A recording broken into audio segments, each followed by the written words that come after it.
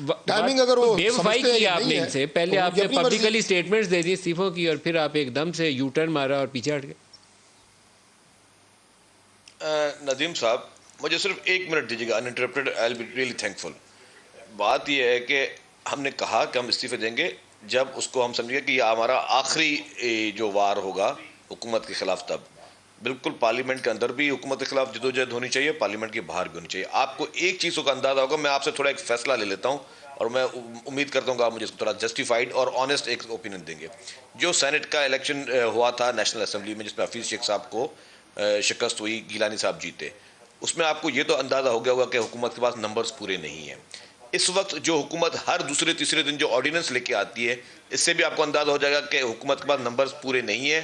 Ordinance इसलिए आते हैं कि उनको पता है कि जी वो बिल पास नहीं करा सकते, और उसकी वजह से फिर उनके हर 4-5 महीने में वो ऑर्डिनेंस उनके लैप्स भी हुए हैं, काफ़ी इस तरह के हो चुके हैं। तो मकसद है कि हम अगर हाथ से आप इस्तीफों का वादा करके पीछे क्यों हटे? सवाल तो वो है, आप उसका जवाब नहीं दे रहे। नहीं, ये उसी की जस्टिफिकेशन है। वादा करके हम पीछे बिल्कुल नहीं हटे हैं। हम ये कह रहे हैं कि बिल्कुल लास्ट हमारा ऑप्शन होगा जब हम समझ रहे हैं कि जी हम कुछ नहीं कर सकते और ये हुकूमत को हटाने के लिए अब सिर्फ इस्तीफे ही बच गए, तब वो आना चाहिए। लेकिन इस वक्त जब आपको पता है कि अभी कोई ऑप्शन है आपके पास, अभी तो आप कुछ नहीं कर सकते, क्या कर सकते? हुकूमत तो तगड़ी खड़ी है, बिल्कुल है, उनका बन गया। बिल्कुल देखिए, मेरी बात सुने नदीम साहब, जब लॉन्ग मार्च भी होगी, जब पहिया जाम हड़तालें भी होंगी, जब पूरे मुल्क को पब्लिक आवाम के समंदर से चोक कर दिया जाएगा, तो तब भी हुकूमत के पास एक बहुत बड़ा प्रेशर होगा। इस वक्त मैं आपको सिर्फ एक छोटा सा अर्ज कर रहा हूँ।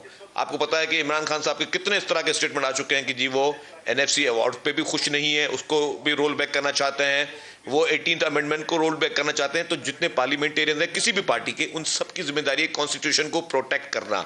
अगर एक यहाँ पे एक ऐसा माइंडसेट आ चुका है जो कि पूरे कॉन्स्टिट्यूशन को तबाह और बर्बाद करना चाहता है, तो अगर यही पॉलिटिकल पार्टीज असेंबली में बैठकर उसका रास्ता रोक सकती हैं, क्योंकि आज ज्यादा से ज्यादा वो क्या कर सकते हैं, जिस तरह उन्होंने सेनेट इलेक्शन पे इससे पहले एक कॉन्स्टिट्यूशनल अमेंडमेंट की जगह एक ऑर्डिनेंस लेके आए, फिर उसको कोर्ट में ले गए, आखिर में उनको नाकामी हुई, कोर्ट में भी नाकामी हुई और असेंबली के फ्लोर पे भी नाकामी, क्योंकि उनके पास वो नंबर्स पूरे नहीं थे। तो अगर आप आज ये सारे काफी नहीं है, आप कौमी असेंबली से सारे इस्तीफे दे भी देना तो फिर भी कॉन्स्टिट्यूशनल अमेंडमेंट नहीं पास हो सकती। सेनेट में उनके पास अक्सरियत नहीं है, और एक नॉन रिप्रेजेंटेटिव असेंबली से कॉन्स्टिट्यूशनल अमेंडमेंट भी कोर्ट नहीं आप हेल्प करेगी।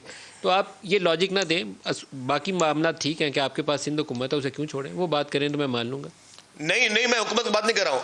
अगर आज इस्तीफे दे देते हैं तो जो भी कॉन्स्टिट्यूशनल अमेंडमेंट के अलावा भी जितने भी बिल्स पास हुए हैं, उसके लिए इनको आज भी मेजॉरिटी चाहिए, जो कि मेजॉरिटी नहीं है। आप मुझे बताएं कि अगर फिर ये ऑर्डिनेंसेस क्यों आ रहे हैं?